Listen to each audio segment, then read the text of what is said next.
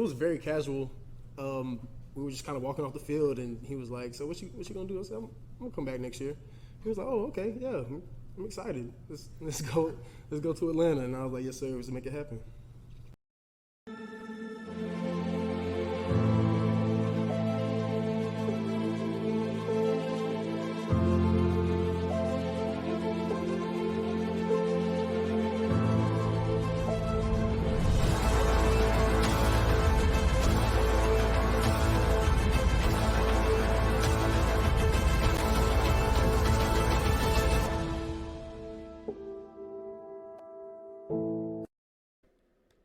Welcome to the Talkin VAWLS Network. My name is Boogie Bentley, and the confidence of Josh Heupel, I love it. That was Hendon Hooker talking about his discussion with Josh Heupel to come back for his super senior season, and Josh Heupel fires back, let's go to Atlanta. I love the confidence, but where are we at as a fan base? What are the expectations?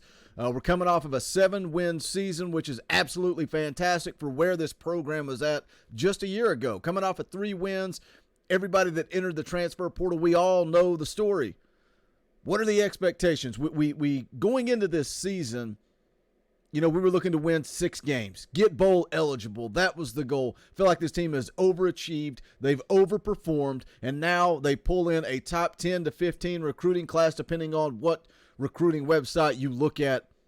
We were talking about a 5 to 6 year rebuild. Now here we are looking to move into year 2 of the Josh Heupel era, and all of a sudden the expectations start to change. Is Atlanta a realistic goal? Is Atlanta a realistic opportunity for this football team? We'll get into it. We'll discuss it. As always, do me a favor. Go ahead and smash that like button just below the video. Just press that little thumbs up. Helps the channel and the analytics. Also, if you're new to the Talkin VAWLS Network, welcome.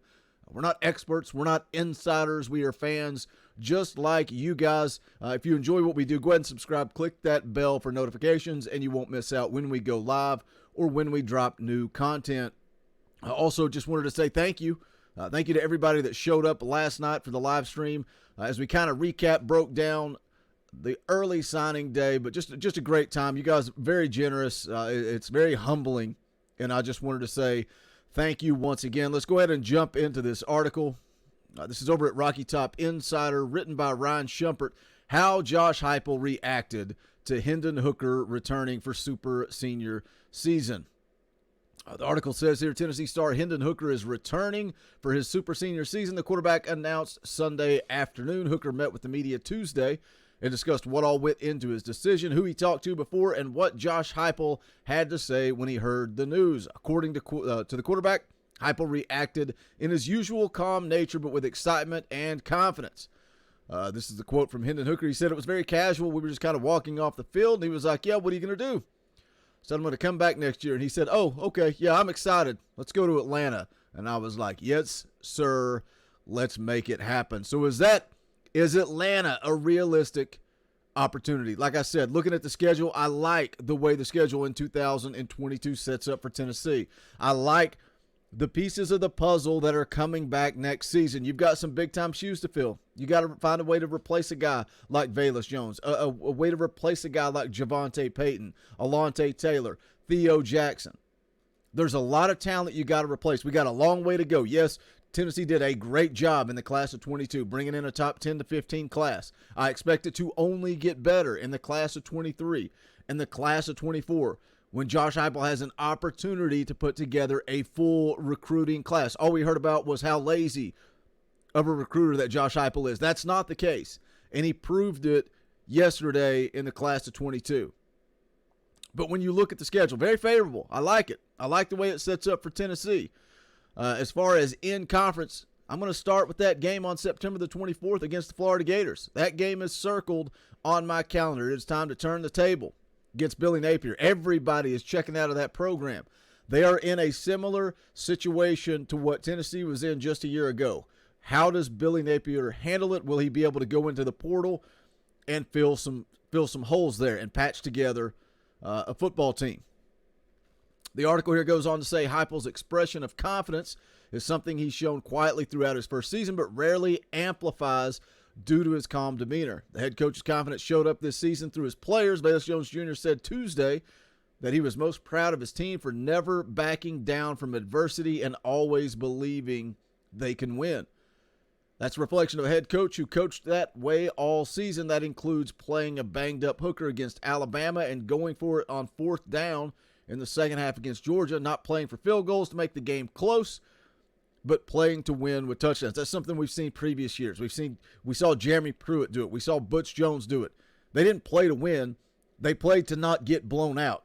Who cares? I don't care if we lose by 1 or by 60. A loss is a loss. Josh Heupel has that competitive spirit. He has that confidence. He goes out and he plays to win. I think it was something that Bayless Jones said in that media appearance they were talking about there.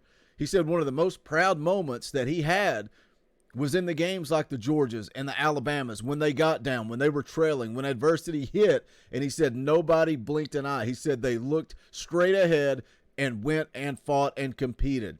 He said his teammates never cowered. Article goes on to say, of course, it's an incredibly lofty goal Heupel is setting for his team and quarterback. With consistency, Georgia has separated itself as the second-best program in the SEC. The Bulldogs have won the East for the last 5 years, though they only have one SEC title in that span. And the Vols play in Athens next November. Goes on to say, however, there's a window opening up for Tennessee. The Vols beat everyone in the East other than Florida and Georgia this season, but the Gators have been in free fall since October. Bill Napier's first team in Gainesville should have plenty of talent, but the gap between the two programs has decreased in the last year. Tennessee has a chance for 2 marquee wins against first-year coaches next season when they host Florida in September and travel to Baton Rouge to face LSU in October. If Heupel and the Vols want to return to Atlanta for the first time since 2007, they need to win both of those games. And again, I like it. The goal should be Atlanta. That should be the goal for next year for this football team. And I truly think that they believe they can get there. But for me, do I have the confidence? What concerns me is if you look at Georgia's the team. Georgia's the team you're going to have to get by if you want an opportunity to go to Atlanta and play for an SEC championship. And when you look at the schedule that Tennessee has versus Georgia, it doesn't set up favorably for Tennessee. I like Tennessee's schedule overall. I see 8 to 10 wins. Early predictions for next year. We'll have to see how the transfer portal plays out. Does Cedric Tillman return? Does Cade Mays return? There are a lot of pieces to the puzzle that will play into my expectations, my predictions for next season. But when you compare Tennessee's schedule to Georgia, Tennessee has to play Florida in Neyland Stadium, LSU on the road. I know LSU has a new coach, a lot of changes going on there, but anytime you have to go on the road and play LSU, it's going to be tough. It's going to be tough. Then they come back to Knoxville on October the 15th to take on Alabama. Later in November 5th on the road to play Georgia. So right there, Florida at home, LSU on the road, Alabama at home, Georgia on the road. Those are 4 toss-up games. And when you ask me for my way too early predictions, I see 8 wins up to 10 wins. I see this football team with the capability to go and beat Florida and beat LSU on the road. Georgia and Alabama are tough ones. Those are my 2 losses. I see 8 to 10 wins. But when you flip it over and you look at Georgia's SEC schedule, look at their conference schedule, their road to Atlanta,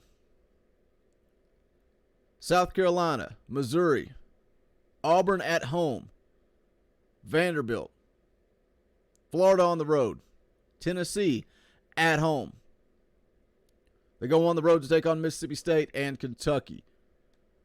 When you look at that SEC conference schedule, their toughest games, Auburn at home, Florida in Jacksonville, Tennessee at home. 2 of their 3 toughest games at home. I'm not one to sit here and say Tennessee should ever take Alabama off the schedule. I don't want it to happen. That game means too much. Some people do. Some people see it as a huge disadvantage. And when you look ahead to 2022 and setting goals of getting to Atlanta, that definitely plays a factor. That Tennessee has to play Alabama, who has been absolutely dominant since Nick Saban took over. It's a disadvantage. And when you look at the road to Atlanta for next year, once again, disadvantage. You guys know the deal. Hit that comment section. Let me know your thoughts. What are your way too early expectations for 2022? So excited that Hendon Hooker's coming back. I like the confidence from Josh Heupel. He showed that confidence all year. But I want to hear from you guys. Let me know your thoughts. Is Atlanta a realistic possibility? Can Tennessee hang with Georgia next year? Can they hang with Alabama? We saw it this year, but they ran out of gas late. Will they be able to do it in 2022? What we were calling a 5 to 6 year rebuild. What is this? Is this a 3 to 4 year rebuild now? The transfer portal has helped with that, but we'll see how it all plays out. If you have not done so yet, please smash that thumbs up on the way out the door. Also, you can go to bonfire.com/store/TalkinVols and pick up the official merchandise of the Talkin' Vols Network. I'll drop the link to that in the comment section, also in the description of the video. Any and all support, greatly appreciated. Go pick yourself up a Christmas present with some Talkin' Vols merch. But that's going to wrap it up for this one. Again, thank you guys for everybody that showed up, hung out in the live stream last night. Had a great time. We appreciate the support. But this is the Talkin' Vols Network. My name is Boogie Bentley. Go Big Orange.